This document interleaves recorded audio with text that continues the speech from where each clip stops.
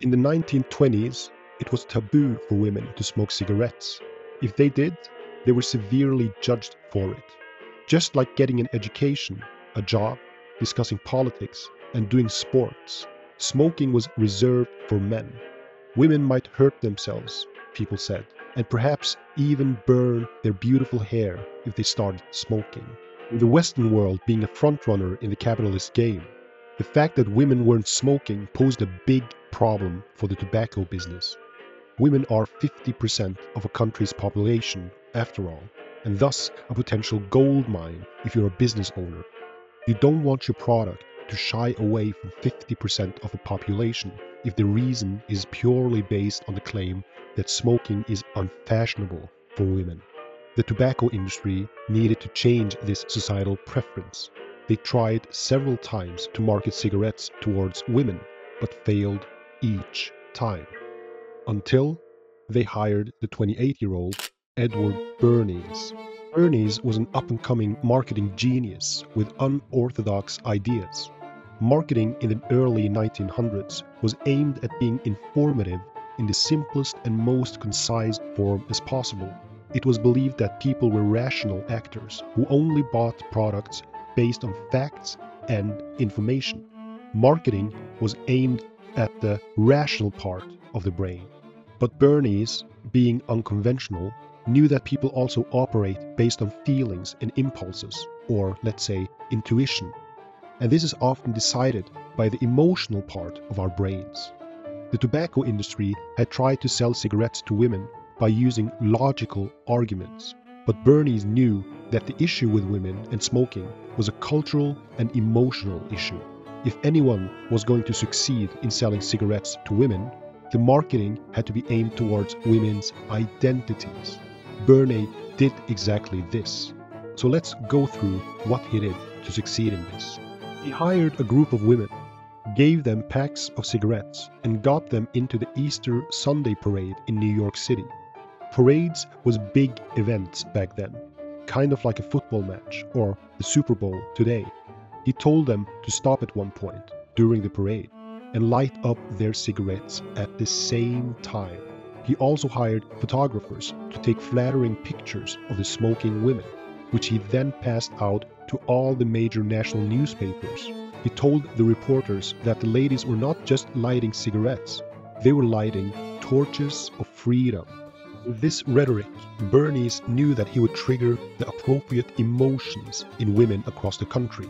Feminists had won women the right to vote only 9 years earlier. Women were now working outside the home, getting their own money, cutting their hair short, and wearing racier clothing.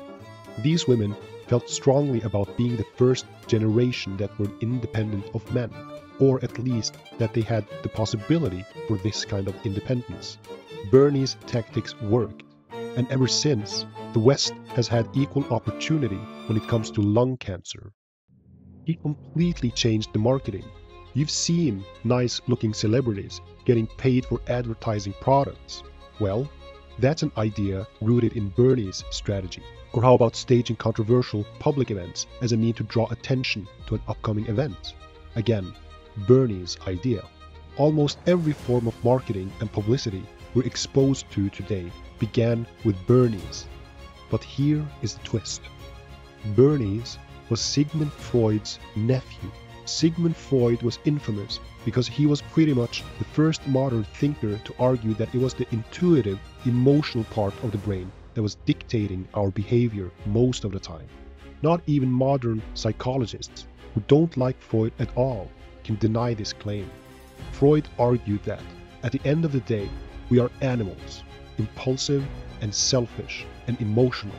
Through Freud's insights, Bernays understood something nobody else in the marketing business had understood before him, that if you can tap into people's insecurities, they will buy just about anything you tell them to. Let me give you some examples.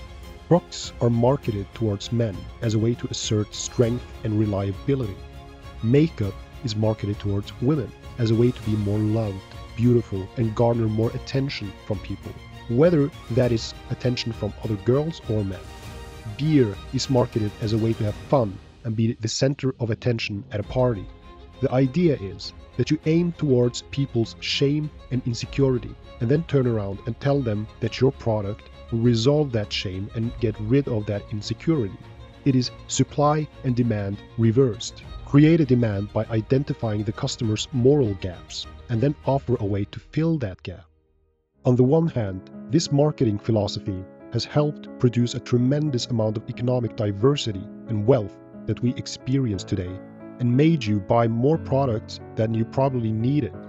On the other hand, when marketing messages are designed to induce feelings of inadequacy, and with social media the advertising is scaled up to hundreds of advertising messages that hits every single person every single day, there has to be psychological and societal consequences to that, and the consequences can't be good.